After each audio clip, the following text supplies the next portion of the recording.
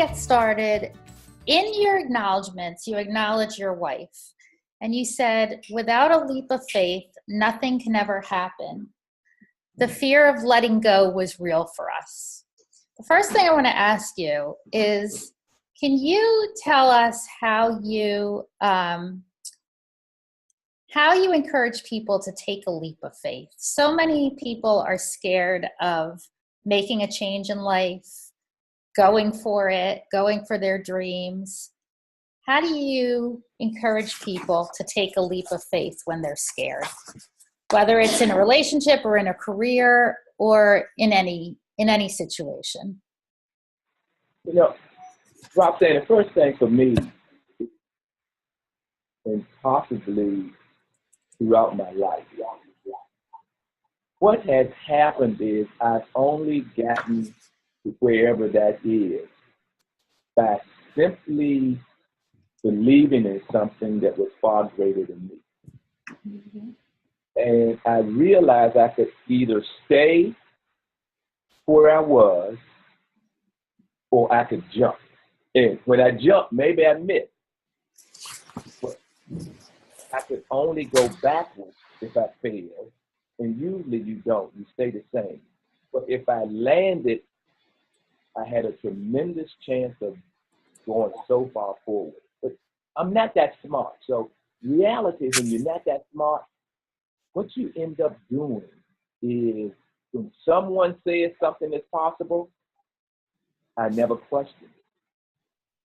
All I did was, I wasn't smart enough to know that it wasn't possible. So I just went for it. And that has taken me to more unbelievable places than I could ever fathom.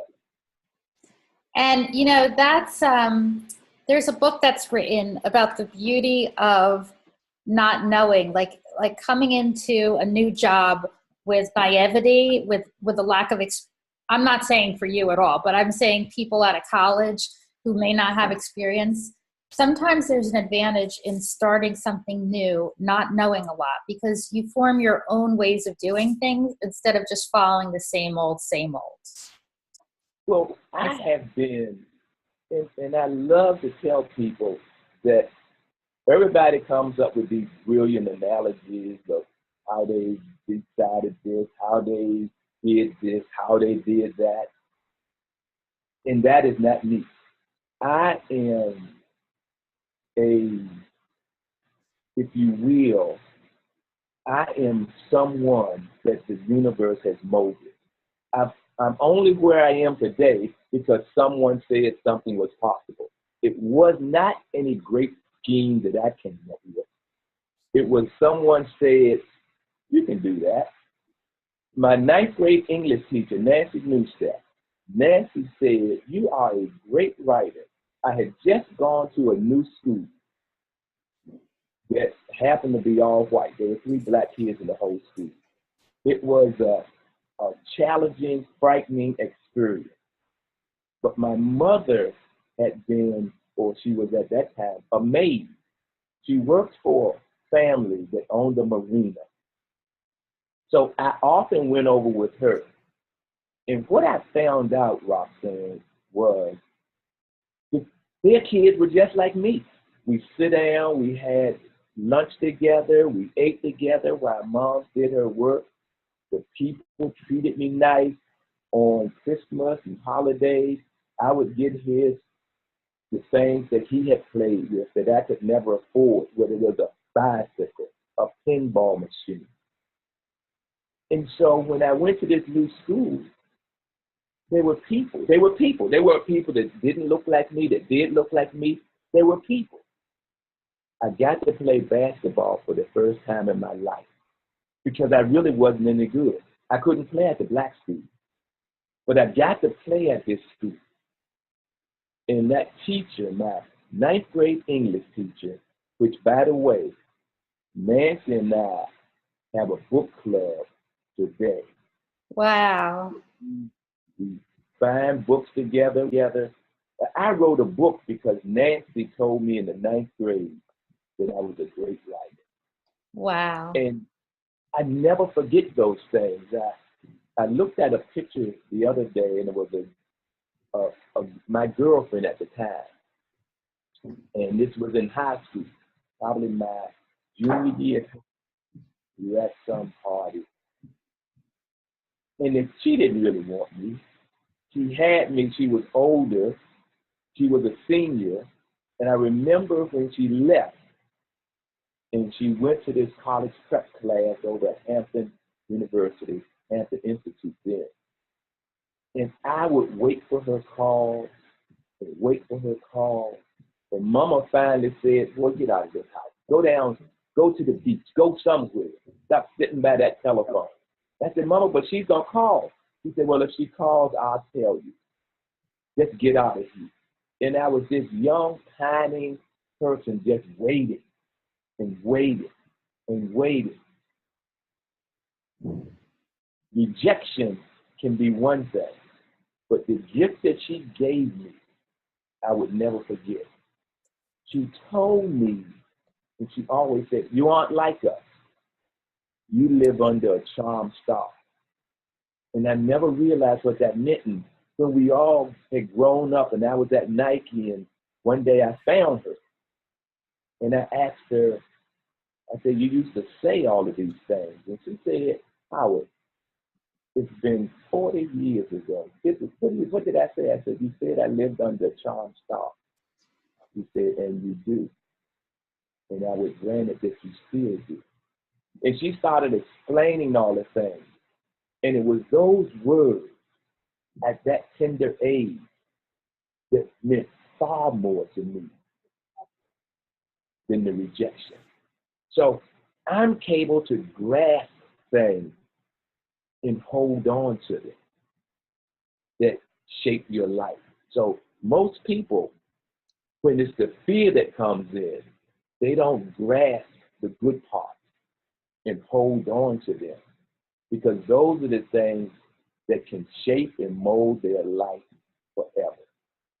If you listen to me, you can be just like the big O. I wasn't smart enough to know I couldn't be.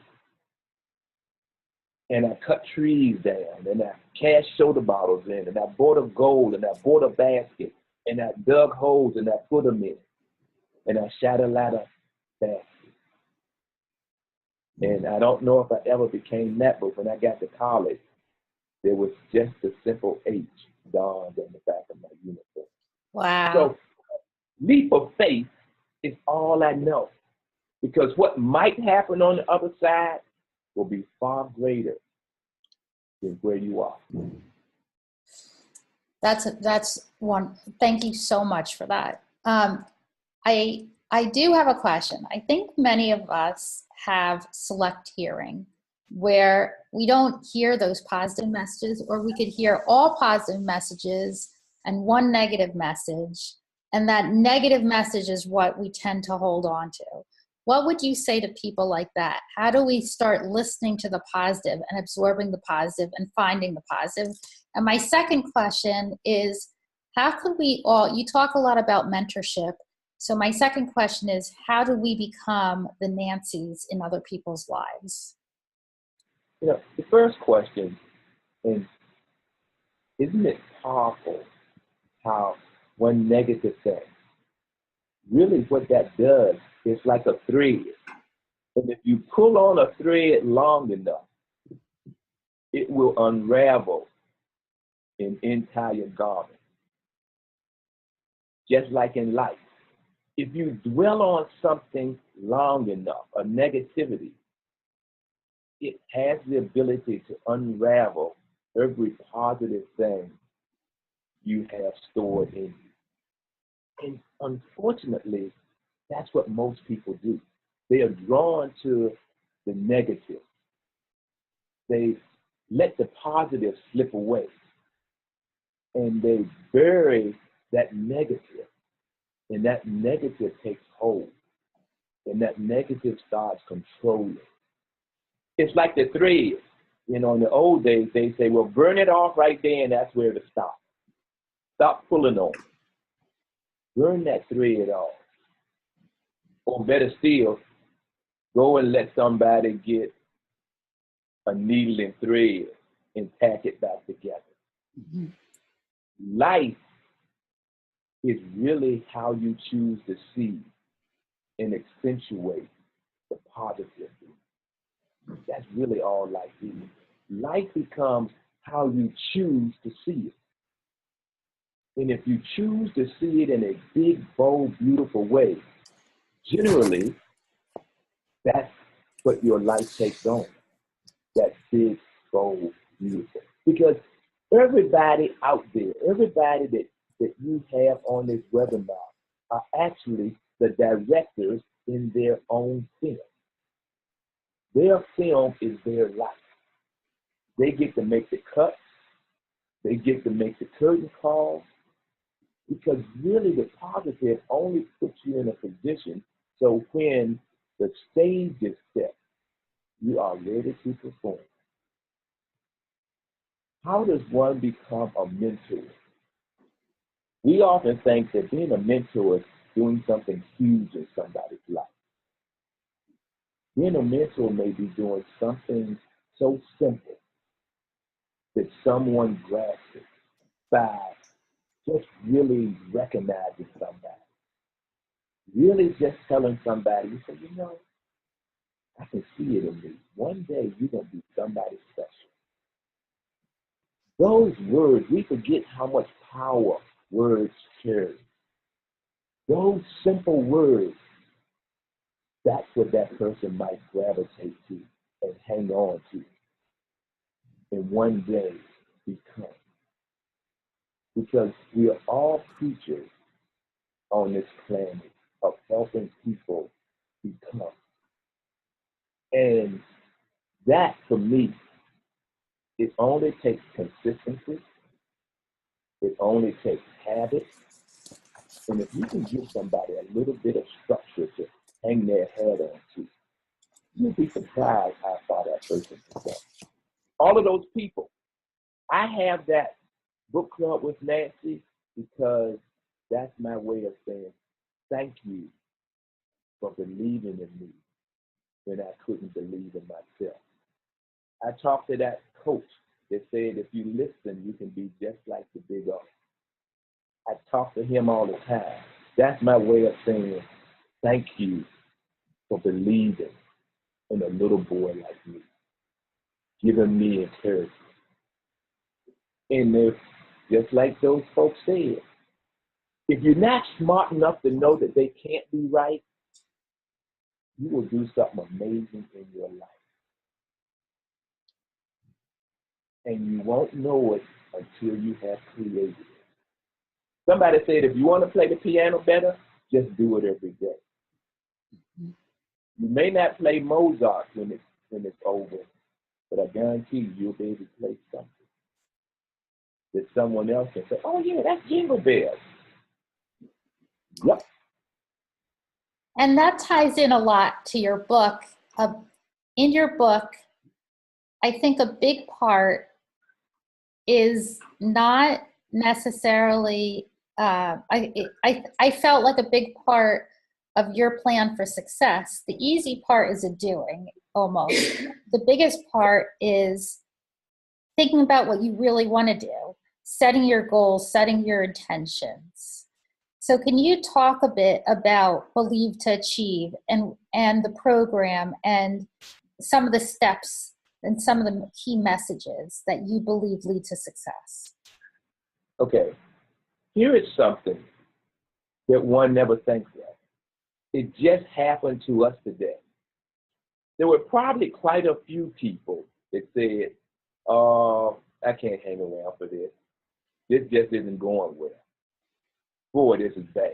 Boy, they are, look at this. I'm not staying here for this. Cool, they left. There are some people out there that said, you know what, I really want to hear what they have to say. Now, here's the real essence of success. In the world that we live in today, immediate gratification seems to be the rule of the day. Mm-hmm. When it's the deferred gratification that wins the day.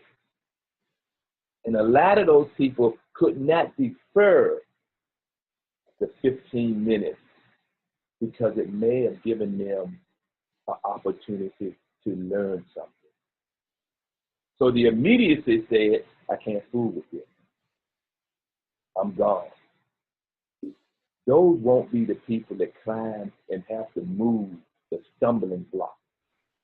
Those won't be the people that have to overcome tremendous obstacles. They're the people that it either happened today or I'm on to the next thing. It's the people that have the courage to have that deferred gratification. Because at the end of that, it could change my life. Everything that those people told me would lead to achieve. Remember the second part says, see the invisible and do the impossible. Seeing the invisible requires you to look out into the future. You don't see it, but you have to believe that it will be there. The doing just requires somebody to get up every day and do something. You know, make your bed up every day. Okay, well, that's the doing.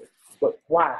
Because one day your life will require structure, discipline, and the habit to do something on your own. That will lead to something far greater in life. So everything that I have seen, it simply is what someone has told me was possible. So at that moment, it really was invisible. It took me process doing every single day to develop into that.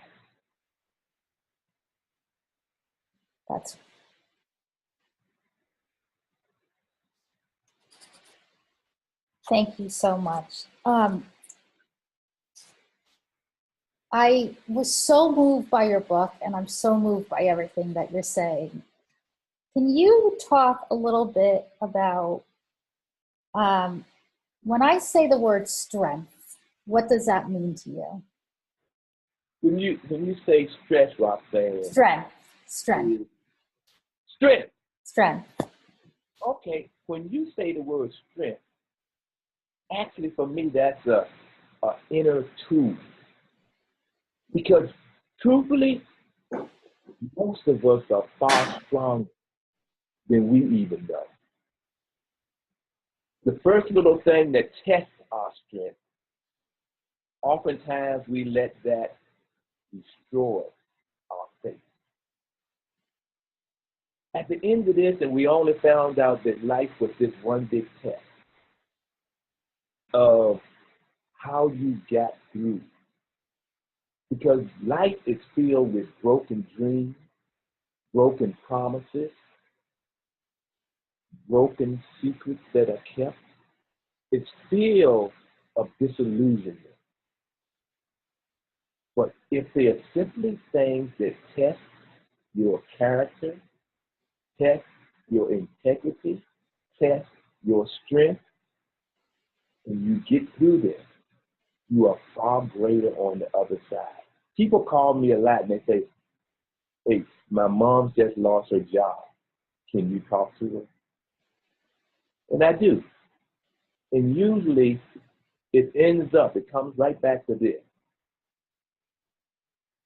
As bad as this is, if it had happened to someone else, would it be okay? Because the essence of what happens in life, things happen to everybody. It's the quicker you're able to get over them. So when you say, well, why not me? You're able to move past that. You find we had layoffs here a while back. And a good friend of mine got laid off. It just so happened that he had just had a baby that was premature. I mean, she might have been, we talked about preemies when we were at that hospital in New Mhm. Jersey. Mhm. I mean, maybe Molly was 5 months and they had to take her. And I remember when he got laid off, he called me and said, they laid me off. I'm on my way to the hospital to be with my little girl. Oh my gosh. This will give me time and opportunity to spend with her. Oh. He has never wanted for a job. He got one great job, and he got another great job that took him to Singapore, and now he's on the same job that's now taking him to Switzerland. And so his life has been an amazing journey. And I know a lot of people during that time that was, oh, woe is me. I can't believe they did this to me. Why me? Well, they didn't have that same good faith that he had. And his life has leaped mountains. So isn't it amazing how maybe all of it is just a test? My dad leaving was it was a difficult time because we had nowhere to go. So we moved out into the country, into the woods with my mother's sister. There were no kids to play with, nobody around. We were in the woods. One day, some guys came by and they said they let you play basketball down at that new high school a couple of miles down the road. And that was right at the beginning of integration. So it was it was a pretty racist area. And we went down there. That was the day we walked into that gym.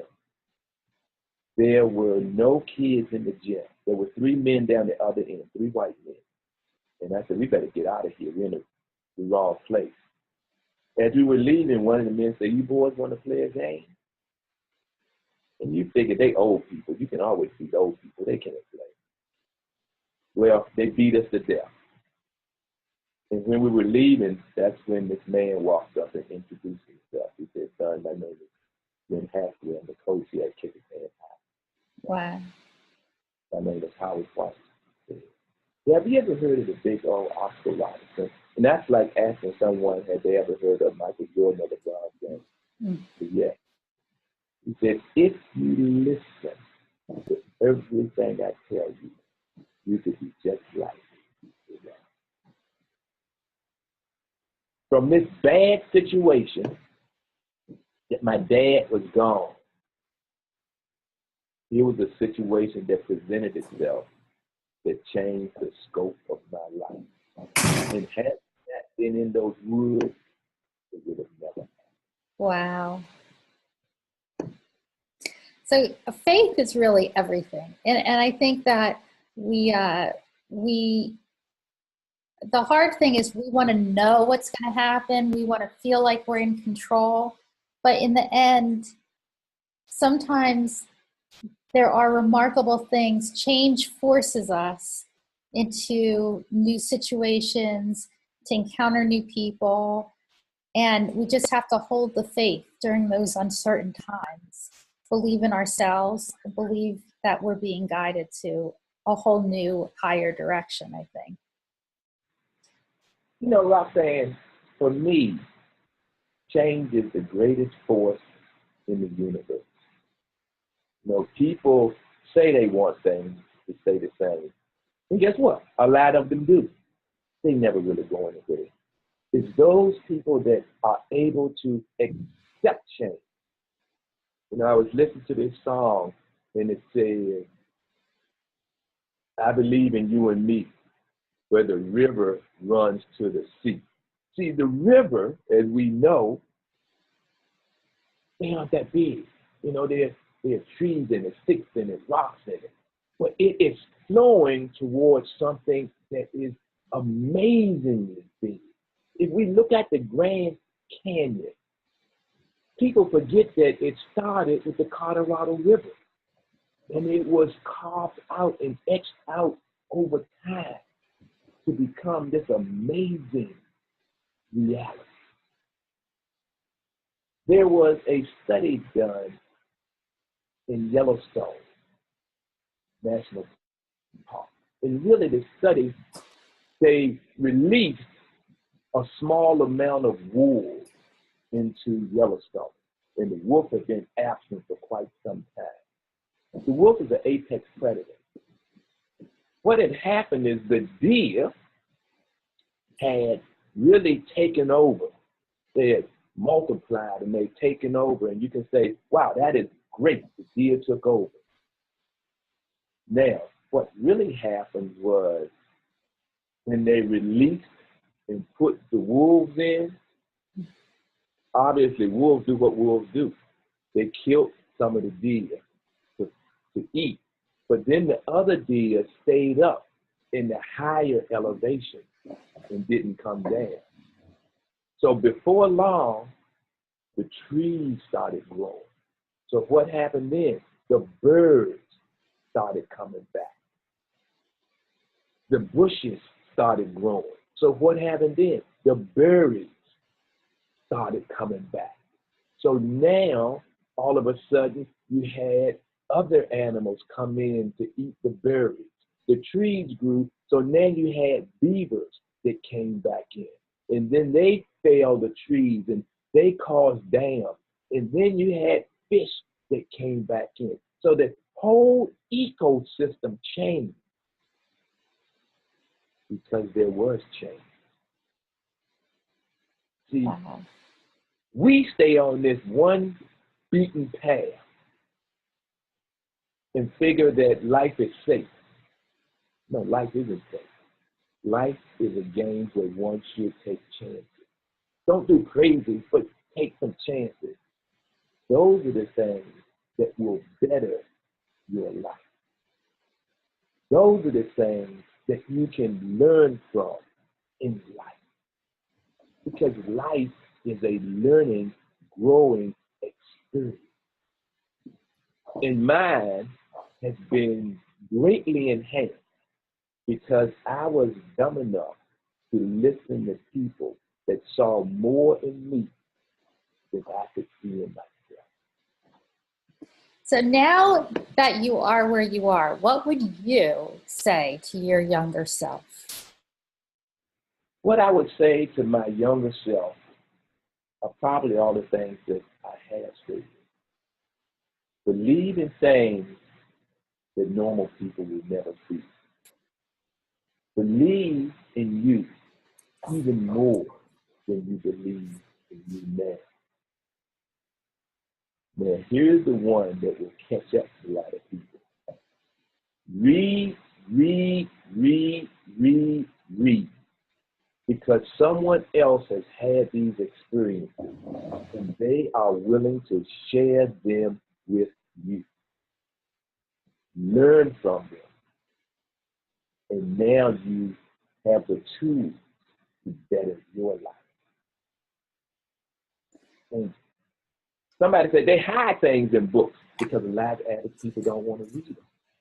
But if you figure what's inside of that book has the ability to change and recreate your life, read, learn. And Howard, that is the beauty of this book. Reading it will inspire anyone, and it is life-changing. Everything that you heard here there's so much content in this book. And after reading it, just certain chapters, certain words, the beauty of a book, I think, some messages resonate with one person, other messages resonate with another one, but it made me excited for the future. It made me excited to have some new skills that you recommend, to go out and take chances and have faith and embrace change that I can't avoid. And it's just such an inspirational, incredible book. I know that you wrote it a while ago, and this is an updated edition. What is your final message, and what do you hope people will take away from the book and from all your inspiring words. You know, at the end of the day, what I truly hope that one takes from this, I think, Roxanne, we go back to the reason I actually wrote this book. It started out as a letter to my daughter, Mandy. And it was a letter that said, if for some reason I'm not here as you grow up, I just want you to know a little bit about your dad. Believe to achieve, I'm with you. What happens in life when I do the Believe to Achieve, and I would go out and do the seminars? Really what I would do is get a bunch of successful people, a lot of athletes, a lot of business folks. And what you find out is the messages are uniquely kind of similar. How they got to that place is what's different. So one person might say, wow, Roxanne could do that. I bet I could do it too. Or Dr. J could do that. I might not could do what he could do, but I bet I could do what this other little guy did that built all of these amazing buildings. So what I want someone to take away from that book is the possibility of can be. The possibility of nothing is impossible.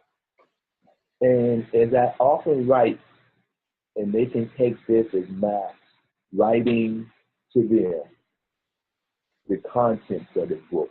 And I simply say, I hope that however small, there is something within these pages that will make a positive impact on your life.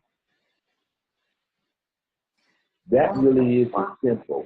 Even when I'm gone, and if somebody, I always say, if I go up and there's St. Peter, and he said, I gave you something special. What did you do with it? And my answer has always been, I really don't know if you gave me anything else that you didn't give the next person.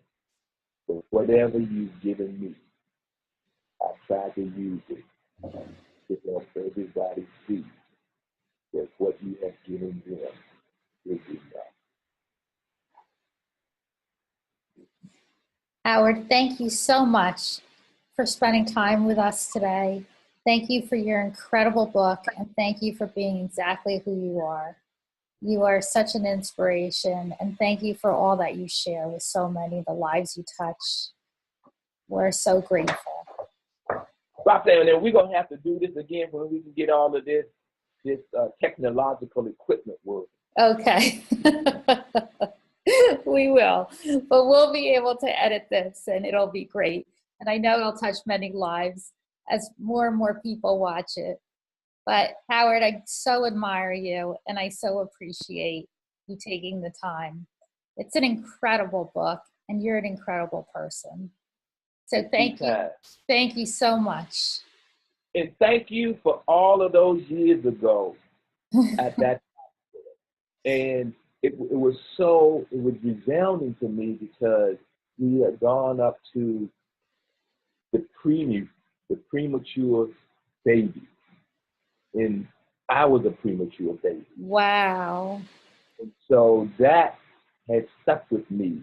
Wow, that's incredible. Oh, that's incredible. Wow. Howard. But it was you. You took me there. You got me there. You took me there. You took care of me. And thank you so very much. Oh, thank you. Thank you. And I hope that you just continue on with your great work and sharing your great messages and inspiring others in your path. Oh, you're too kind. Thank you, my dear. Okay, and the book again is called Believe to Achieve. See the invisible, do the impossible. And it's available on Amazon and wherever books are sold. So thank you for tuning in, and we'll hopefully connect with everyone again real soon. Thank you, Howard. see you got all your notes and everything in there. I do. I tagged all the pages. Have a great day. Thank you again. Thank you. Bye. Bye-bye.